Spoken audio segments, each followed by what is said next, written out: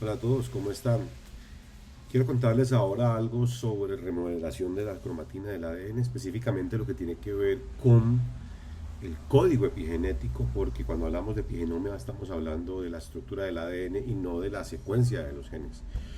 Entonces, uno de los niveles que tiene nuestro ADN cuando se empaqueta, ¿sí?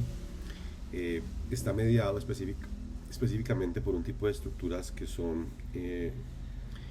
las histonas, y las histonas están creando entonces ese enrollamiento del DNA sobre ellas, son un octámero de proteínas y a eso le llamamos un nucleosoma. Y cuando tenemos varios nucleosomas compactos entre sí, enrollados, tenemos pues una figura muy llamativa, que es esta figura que está aquí, que es, ¿sí?, un solenoide.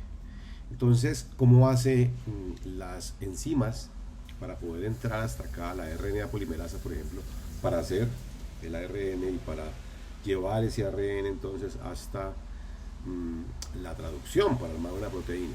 Entonces aquí vemos el ADN enrollado, ADN color rojo enrollado sobre las histonas. Estas son las señales, como la caja TATA que lee el aparato pues de la RNA polimerasa cuando llegan las proteínas que leen el sitio de los promotores, de los operadores, y estamos listos pues para que se arme todo ese complejo, la encima de la RNA polimerasa con factores de transcripción y demás, para que cojamos un gen. Pero pues aquí estamos en una región muy posiblemente heterocromática, es decir, donde el ADN está súper compacto, súper protegido. Entonces lo que vemos es que tenemos, o llega por así decirlo, un complejo remodelador de la cromatina, que a su vez es un conjunto proteico, y lo que hace es que él remodela el nucleosoma como tal, libera esa tensión gigante que existe al interior de esta estructura, ¿sí? Y este deslizamiento en el nucleosoma permite entonces que pueda haber acceso a la región que estamos buscando, al gen que estamos buscando, que es ese segmento de ADN.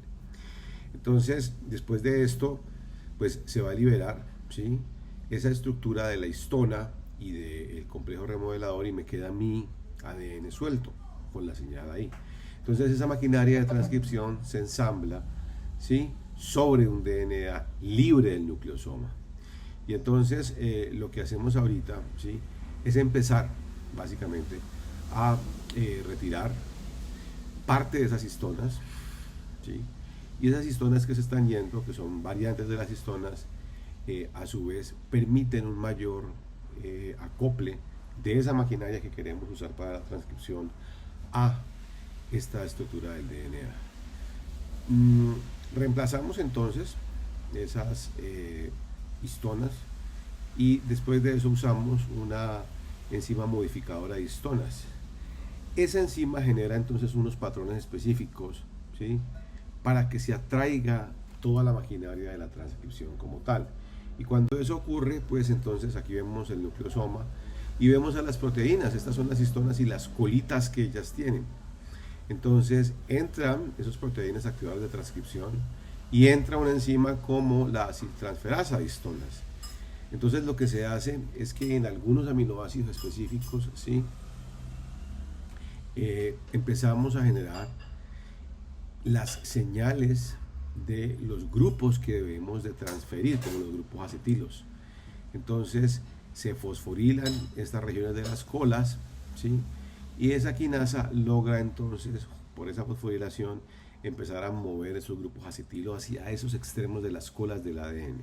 Pero esas colas son de las proteínas histonas sobre las cuales está enrollado el DNA. Después de esto, entonces, remodelamos, ¿sí?, el complejo de la cromatina, y los factores de transcripción empiezan a acomodarse a la estructura para que se pueda entonces acordar, por así decirlo, la maquinaria molecular, y empiece la transcripción.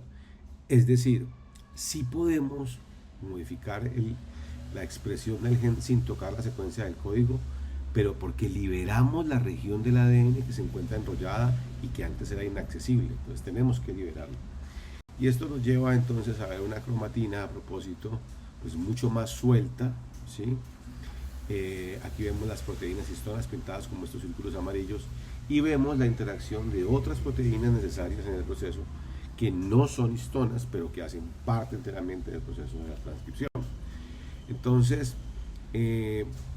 viendo este cuento elegantemente, si lo quisiéramos ver en cada uno de los componentes, pues podemos degradar ese ADN que une a los nucleosomas, y después de eso con altas concentraciones de sal liberamos, ¿sí?, a la histona, y nos quedan segmentos de ADN que son cortos de 147 pares de nucleótidos, pero nos permitimos estudiar entonces este octámero de las histonas y nos damos cuenta de que en H2 hay dos unidades dobles, en H2B dos unidades, obviamente H3 dobles y H4 dobles, y si multiplicamos pues tenemos 8.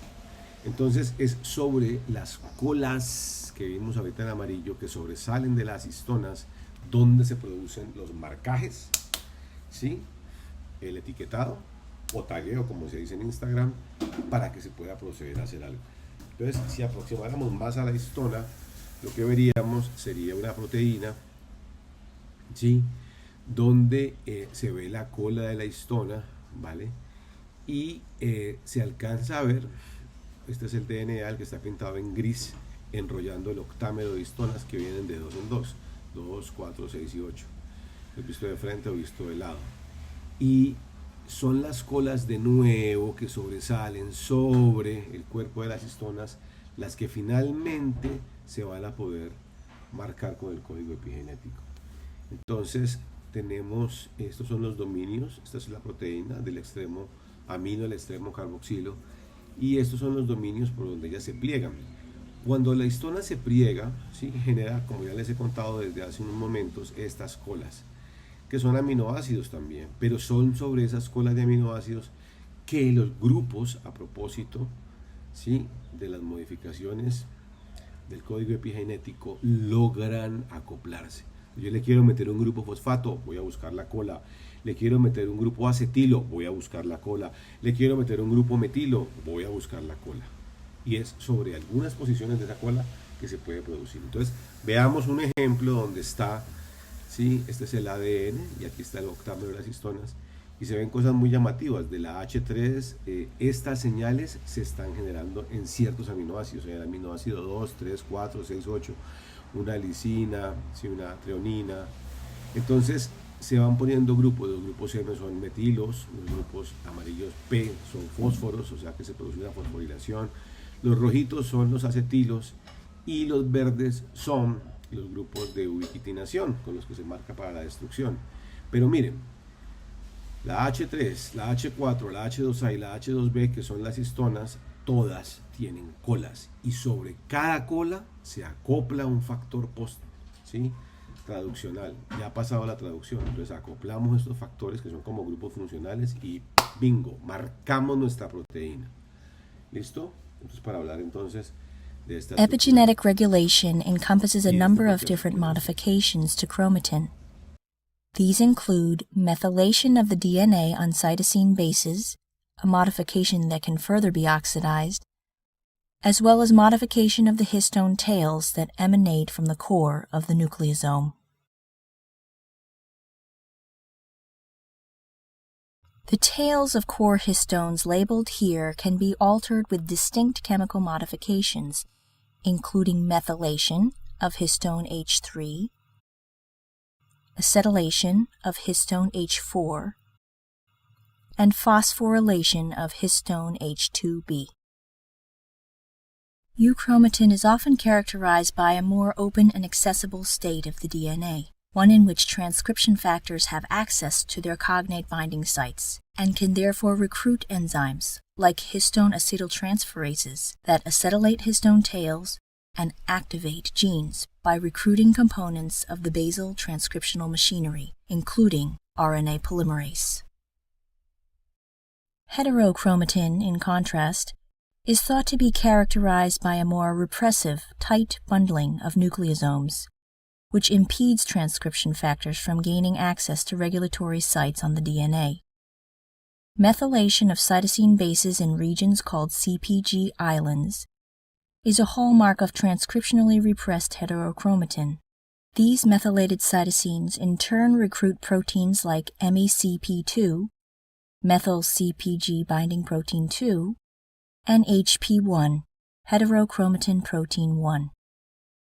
These proteins are thought to maintain a repressive state of chromatin by inducing histone deacetylation by HDACs, as well as histone tail methylation by histone methyltransferase enzymes.